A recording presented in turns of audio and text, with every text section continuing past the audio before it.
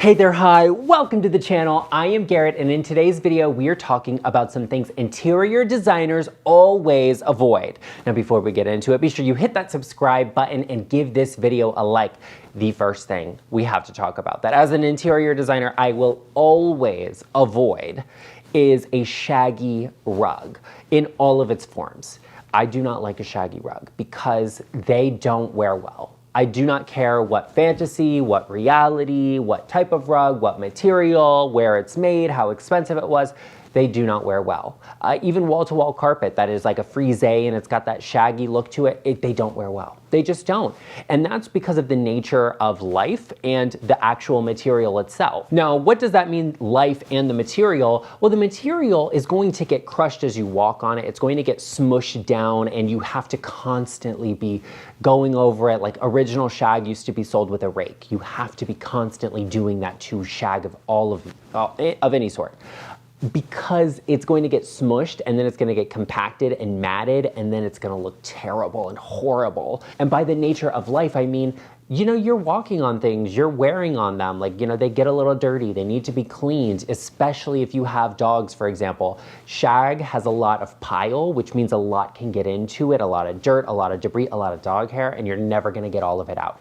You are so much better off using a rug with a thinner pile or a wall-to-wall carpet with a thinner pile because they're just easier to clean, they look better longer, and it's just easier to maintain when you're living there. You don't have to think about them as much, and that is 100% of what I'm looking for my clients all of the time. I'm always thinking about, can they actually maintain this and take care of it? If I put something high maintenance there, are they gonna be able to live with it? Probably not. So spare yourself from the design mistake of a shag rug. As an interior designer, something else I am never going to specify to my clients are cool toned lights.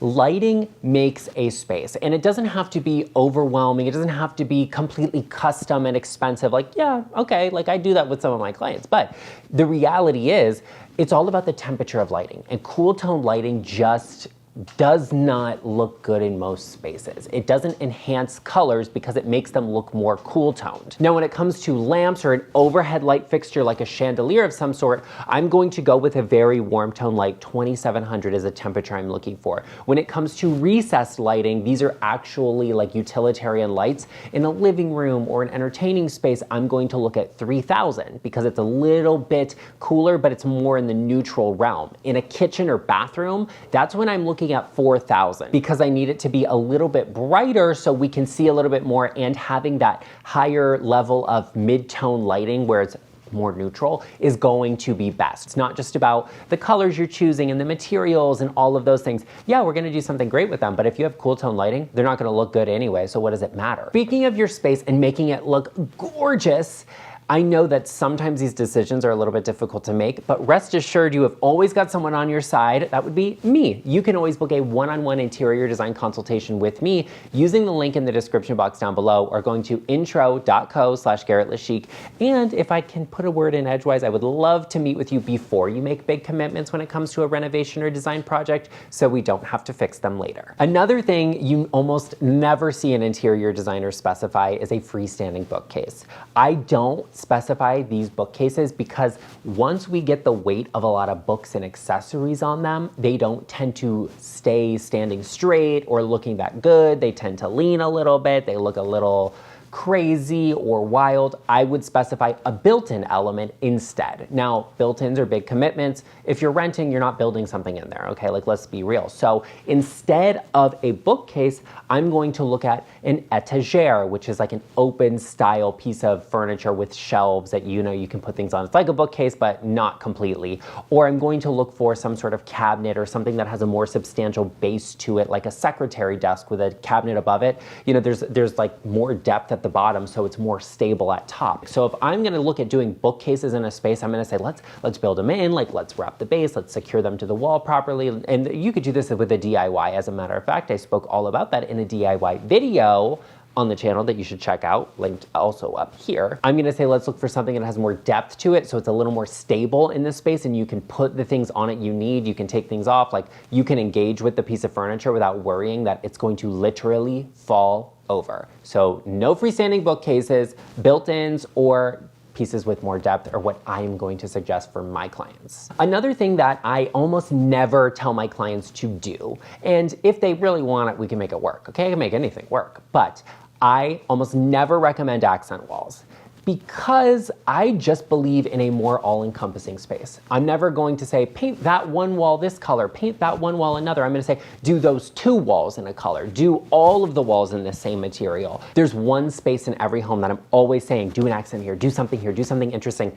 That's your ceiling. Do something great on your ceiling. It is so unexpected to see a painted ceiling instead of a painted accent wall. I don't usually recommend accent walls. And if I'm going to, it's gonna be some sort of paneling detail or molding, something with wood and trim, a combination of elements, or I'm gonna suggest you do all of the walls in that. Go big or go home, give me everything. I'm gonna push boundaries when it comes to design and not do something that's simple and easy like painting a singular accent wall. So I say, if you love a color, paint everything that color. If you love it enough to have it in your home, let's make the space all encompassing and overwhelm it with that color. That's more interesting to me than just an accent wall. Something else as an interior designer I never specify for clients because it's just hard to decorate with and work with is actually using more than 2 wood tones. 2 wood tones maximum, that's where I am at. That's my opinion when it comes to interior design, because it's just hard to work with and to find wood tones that all have the same base tone to them that work cohesively together. It's just too difficult. When I am using different wood tones together in a space,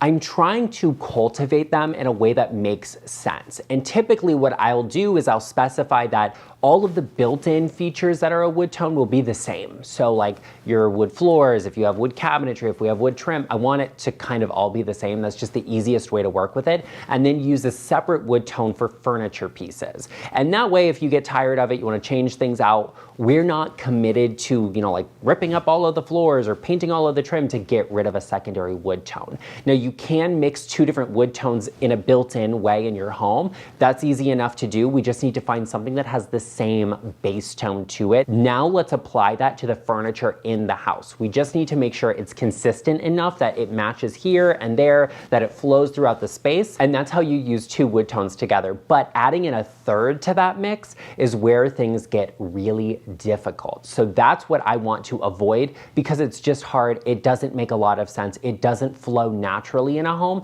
Stick to 2 wood tones to make the design easier, more simplistic, and have better flow. Another thing I never specify as an interior designer are store-bought drapes. And that's not to say you can't use them. We just have to elevate them. And I don't typically recommend them because I genuinely believe that most of the time you have to get multiples of like pairs of them.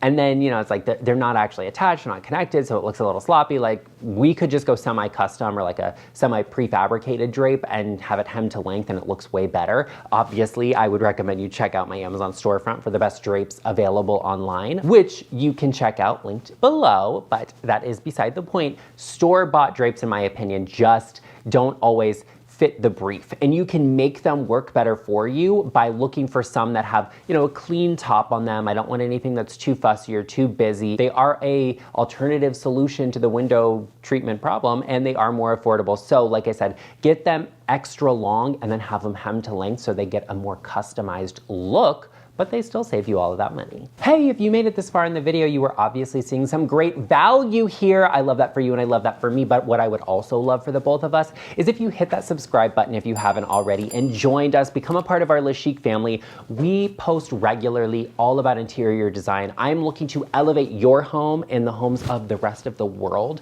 one at a time. So be sure you hit that subscribe button and join us and give this video a like, helping to share my video across the internet, because we all know there are plenty of people that need to see it. Something I never really specify as an interior designer for my clients is actually chairs with tall arms on them, especially when it comes to like a dining room.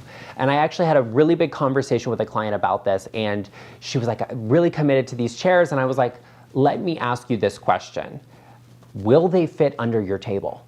Will they fit under your table? These chairs right now are some of the biggest, most trending style of chairs out there, but they usually don't fit underneath a table, which is why I don't ever talk about them or show them or really recommend them to you, because I need for those chairs to slide under a dining table or like a bar stool, for example. You see them all of the time there too. They have to be able to fit under. It's not that you have to push them fully under, it's that we need them to not stick out completely. Because if the chairs don't go under a table, we just added 2 feet to each side of that table. We just added so much width and depth there that it's like insane how big of a room you would need to not be able to push your dining chairs under the table. Just envision that. Think about it. The seat is fully extended completely 100% of the time. That also means that your guests, if you're sitting at that table, can't slide all the way in far enough. Like my knees are here and the edge of the table is where my knees are. Like it just is not comfortable. It's just not what I recommend.